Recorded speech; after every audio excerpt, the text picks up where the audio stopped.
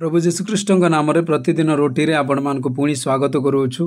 आज एप्रिल मास 30 तारीख मंगलवार दिन 2024 वर्ष। आज ध्यान हेउछि तुमर धैर्य द्वारा तुमर आत्मा प्राप्त कर। लूक 19:21 पद। ज्ञानी व्यक्ति सलोमन तुमर हृदय को समस्त परिश्रम सहित रखा परामर्श दियंती। प्रेरित पाउल कहती से उत्तम जिनिस जहाँ तुम पाई दिया जाइथिला आम भितर रहुथिबा पवित्र आत्मा द्वारा रख। द्वितीय तिमोथी 1:14 पद। से मध्य परामर्श दे कही निजको शुद्ध रख। प्रथम तिमोथी 5:22 पद।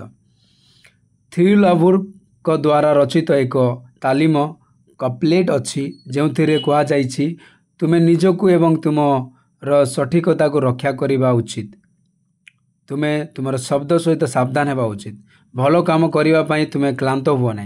सांसारिक लोक मैंने एते उपदेश दियंती आमे अनेक उपदेश शुणी थाओ जेपरिक संध्यारे बाहर को जीवा बेले तुमर अलंकार पिंध नाई। आपण बारंबार क्रोधित होइथिबा परि मने हुए।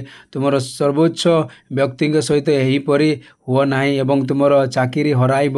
कौन सी प्रकार यही चाकरी रे लागी रह जहाँ को तुम्हें बहुत कष्ट पर पाइछ किंबा परिवार एक ता हृदयर एकता एवं तुमर पवित्रता रक्षा कर। थिरुकुरालरु आउ एक कप्लेट अच्छी जहाँकि कहे जदिओ तुम्हें अन्य कौन से जिनिस को जगिबारे सक्षम नुह तुम्हें जीभ को जगिबा उचित। अन्य समस्त विषय उपरे तुमर प्राण रक्षा करने को शास्त्र आमको चेतावनी देई थाए। तुमर प्राण बंचाइबा पाए यार समस्त पाप जीशुख्रीष्ट रक्त द्वारा धोइबा उचित।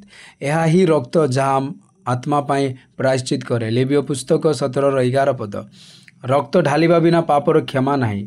केवल आत्मा को पापर कबलरू मुक्त करने प्रभु जीशु काल्वरी क्रूसर पापर नैवेद्य होई गले। ज्ञान बिना आत्मा रहिबा भल नुहे। उपदेशक 19:2 पद।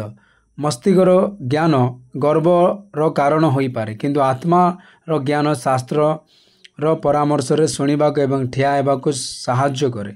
पाप करुथिबा आत्मा मरिब। झिझिकल 18:20 पद।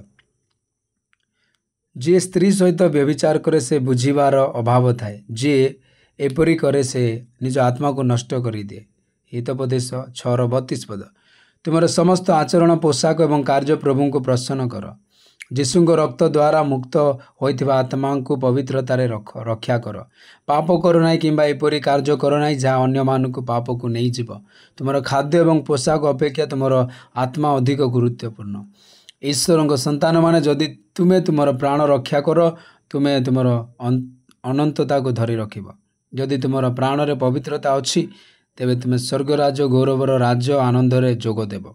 अधिक ध्यान करिबा पाई माथ्यू 11:29 पद। मोर जुआली तुम उपरे निय एवं मो ठारो शिख कारण मो भद्र एवं नम्र एवं तुमे तुमर आत्मा पाई विश्राम पाइबा। प्रभु वाक्य आपनको समस्त आशीर्वाद करंतु। आमेन।